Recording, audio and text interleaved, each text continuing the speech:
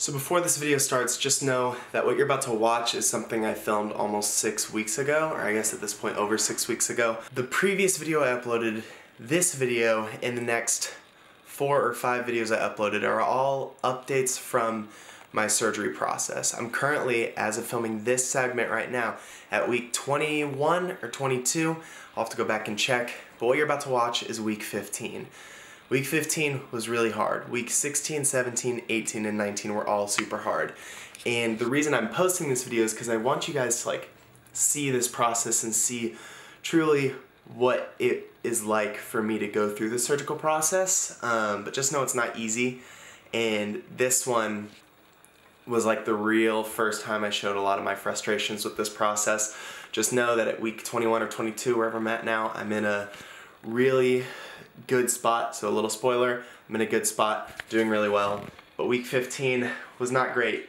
And so here is week 15, and watch it, keeping in mind that 5-6 weeks later, things began to get a lot better. Okay, I need to vent for a few minutes because I am royally frustrated about this entire surgery process that I've been going through. Today is Tuesday, January 8th, and on Friday it'll officially be 15 weeks post-operation.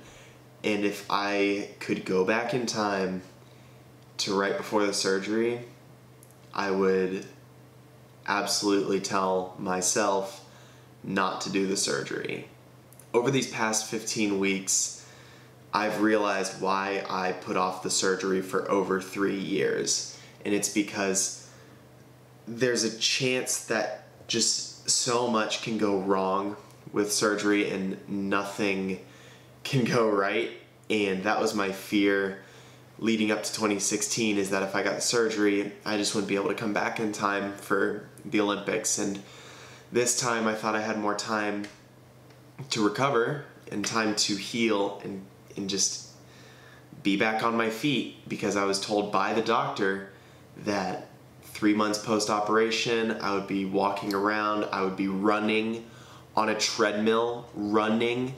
I don't run, so the fact that I heard running after 3 months, I'm like, wow, this isn't gonna be bad, my foot's gonna be healthier than it's ever been.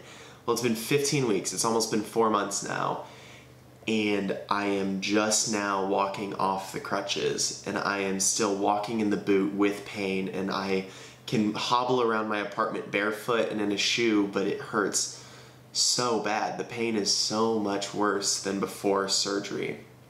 And to make matters worse is the doctor has no idea why this pain's happening, and to me, that's frustrating.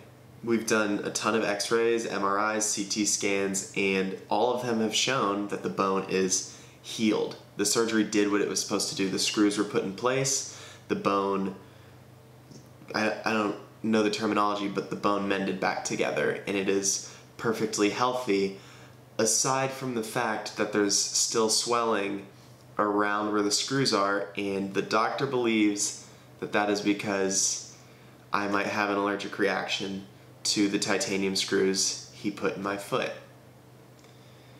which makes me so angry, because in my mind that's something you should have to check before you do a surgery.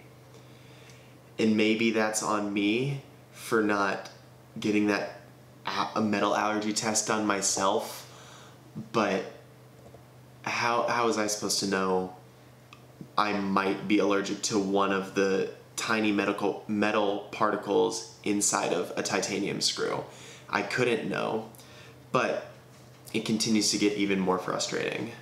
So the process, if I am allergic, we take the screws out and we put 2 screws in that I'm not allergic to, and the pain reduces, and I just wait a couple weeks to let the wound heal. I would love to do that right now. If I could get that operation done this morning, I would do that in a heartbeat, but we can't, because I went in for an allergy test, a metal allergy test yesterday morning to see if I'm allergic.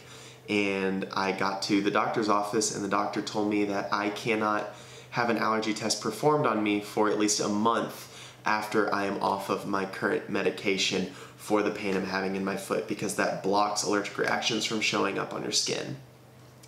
So, the process that should have been completely done at 16 weeks is now not even going to have a foreseeable end in my mind at 16 weeks. Like, going into next week, I expect to feel the exact same pain I've been feeling, and because I will completely be off the medication I'm taking, I expect the pain to get worse, and I can't do anything for a few weeks to a month before that allergy test. And it's just been such a horrid process. There's been too many question marks, in my mind at least, going into this process. And the fact that I might be allergic to what is currently in my foot, holding my foot together, but we can't know for sure for another month, makes me so angry. And we can't just go in right now and take them out, assuming I'm allergic, and put something else in, because we have to test for what else we would put in first, because we don't want to take them out, put new ones in, and have the same allergic reaction to something else. So there's literally nothing I can do except sit in pain for weeks and weeks and weeks and weeks. I'm not sleeping at all because my foot's in pain. I'm going to bed super late. Typically when I sleep, I go to bed and I'm out within a couple minutes. But recently it's been taking me hours to fall asleep, and it's currently 6:23 in the morning that I'm filming this. I've been awake since before 4 a.m. because I woke up because my foot's hurting. Surgery is supposed to fix the problem, and it did fix the problem, but it's created a new problem that is worse than the original problem, which is making me so angry because not only can I not walk, but I can't dive. I can't do anything right now except sit at a computer, do my homework, drink coffee, and hobble around if I want to go places. This is not the way it was supposed to go. No matter how much rehab, how much icing, how much I stay off my foot, it's not getting better.